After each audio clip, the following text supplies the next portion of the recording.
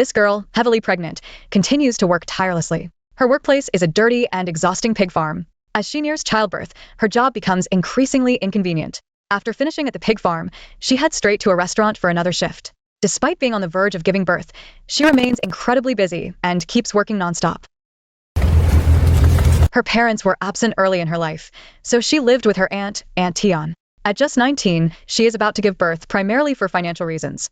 As she grew up, she had to spend all her time working to make a living. However, such days were very monotonous and uneventful. She did the dirtiest and most exhausting jobs for the least pay. The young girl often fantasized about escaping this village and seeing the bigger world in other countries. This way, she could live the life she desired. Full of dreams, she even saved money to get her passport. But even so, she still needed a visa to go abroad. Ping didn't qualify for a visa, so she had to choose to smuggle. Through her roommate's introduction, Ping met Biao. She took her newly issued passport and went to the auto repair shop to find Biao. After confirming that the documents were in order, the only thing left was the money. However, Ping couldn't afford to pay such a large sum. She wanted to go abroad first and pay later, but Biao wouldn't agree to such an unsecured deal. Thus, Ping's plan to go abroad fell through. The real reason Ping chose to be a surrogate was to escape this village and go abroad. As long as she could successfully give birth, she would have enough money to leave. So, for the sake of her future, Aunt Tian took the soon-to-be mother into a small room. There were no professional birthing tools in the room, not even a long bed, just a simple mat on the floor. Ping lay on it. The pain of impending childbirth was unbearable, and she soon passed out. When she woke up again, her belly was flat. The baby had been taken away, leaving only a scar on her stomach. Soon, a man walked in and placed an envelope on her bedside table. The child didn't survive. Here is a consolation payment of 500 yuan. Ping, lying on the floor, felt a bit lost. It wasn't for the deceased child, as the child wouldn't have stayed with her regardless. It was because of the meager 500 yuan. Back at the small house she shares with friends, Ping couldn't hold back her tears. She had pinned all her hopes on this chance to go abroad, but it fell through. Once again, going abroad became a distant dream. Ping was left to bear this sense of helplessness alone. Cohen couldn't stop working. Ping's desire to escape this life was too strong. She decided to plead with Biao, hoping he would let her go abroad first and then pay the remaining amount. She even knelt before him. But who would take such an uncertain risk? Naturally, Biao refused. Kneeling down with dignity is worthless. Ping felt helpless and confided in her friend, who was also in a similar situation. Her friend did everything she could to help. Thinking of ways to borrow money, she accompanied Ping to a loan shark. But Ping had nothing to offer as collateral, so they couldn't get the money. The loan officer looked at the young girl and said that collateral wasn't necessary. Let's go to the second floor first. The conditions are obvious. Everyone knows what to do. In the end, she didn't go up. For Ping, this situation is destined to be a dead end. A disheartened Ping returns home. Her room was ransacked by someone. She quickly tidied up the mess, but found her most important possession, her passport, was missing. All her savings were gone too. Ping knew very well who did this. It was Aunt Tian. Her motive was clear. She wanted to bind Ping tightly to her side. She now had a way to make money. Faced with this situation, Ping felt helpless. All she could do was to quickly earn and save money. The girl lay on the bed, her feet pushing against the wall. She had to maintain this strange position for 30 minutes.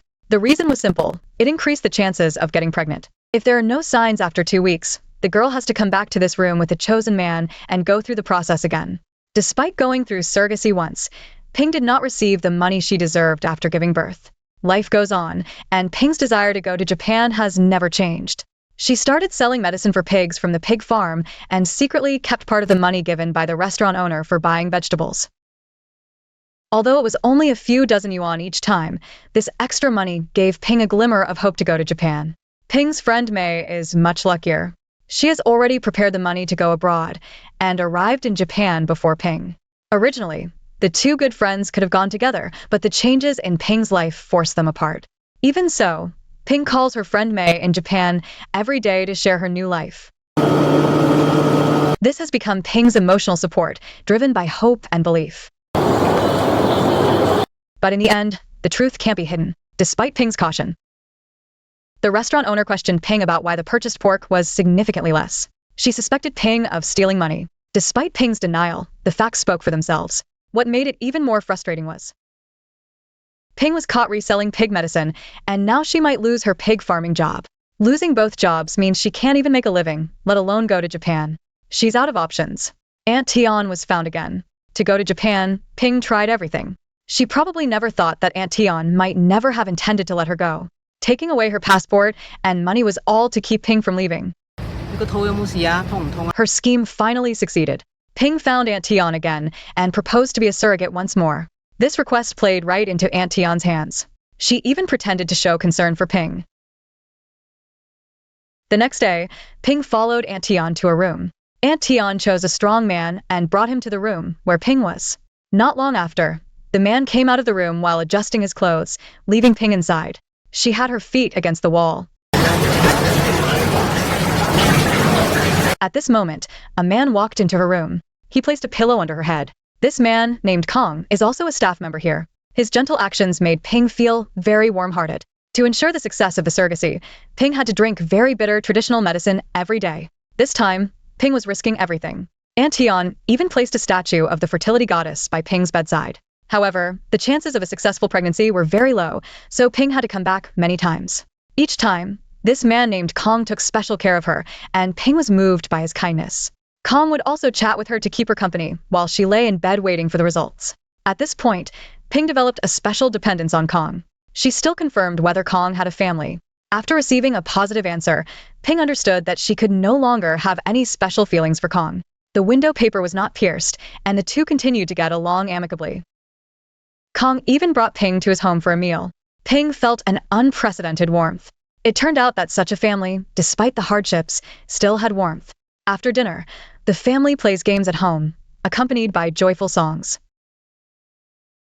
Ping, as usual, called her friend May to ask about her recent situation. May told Ping that life here was very relaxed and free, and asked when Ping would come over. However, Ping couldn't give a definite answer. It seems that Kong brought a bit of warmth to Ping, making her less eager to go to Japan than before. She might need to stay here a bit longer for her health and to ensure a smooth delivery. After countless attempts, Ping is finally pregnant. Because of this, she got her passport back from Aunt Tian. Aunt Tian told Ping that a girl costs 2,000 yuan, perhaps fearing she might lose the child again. She asked Aunt Tian what would happen if the child didn't survive. Aunt Tian didn't give a direct answer. This girl, in the prime of her youth, chose to be a surrogate. She gave birth to a child less than a month ago and is now choosing surrogacy again. She tried many times in the small room and finally succeeded in getting pregnant again. To escape this small village, she had no choice but to use this method to gather enough money. Whether she can gather enough money depends on the child's safety 9 months later. After a month of hard work, Ping finally welcomed a new life that could save her. Although this job might make it impossible for her to have children, she wasn't aware of this issue.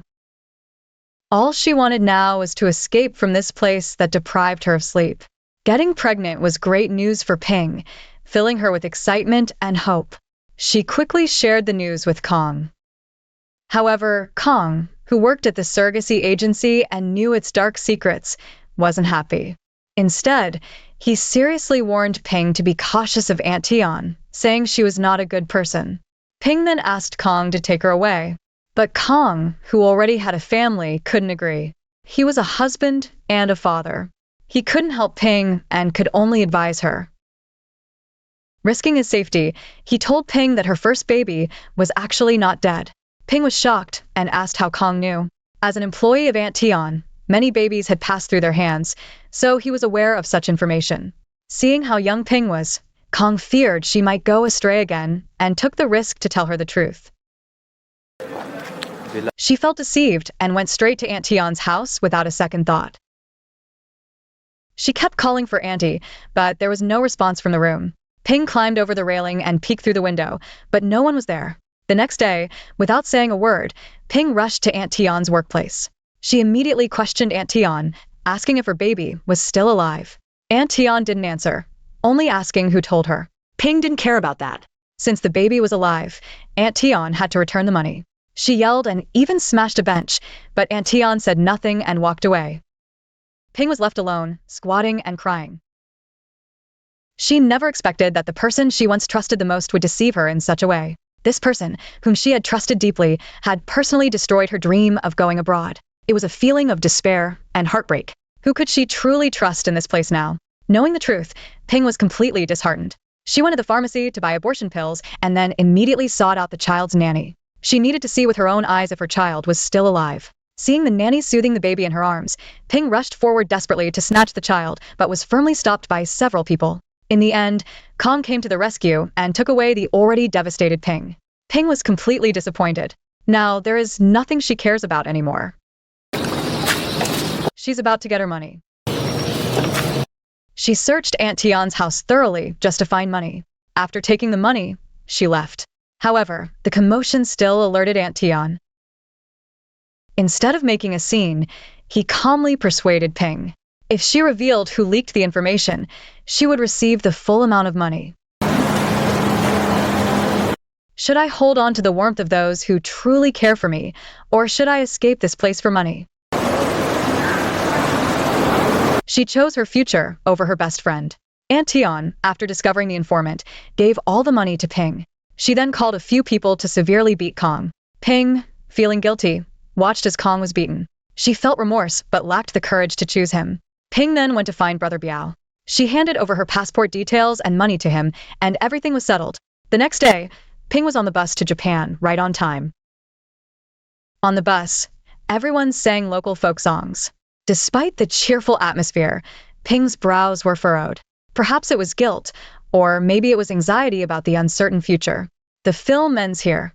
No one knows if Ping successfully reached Japan. Whether Japan is heaven or hell for Ping remains unknown. However, it's clear that Ping is determined to change her current situation. When someone is desperate, any lifeline can be a chance for rebirth.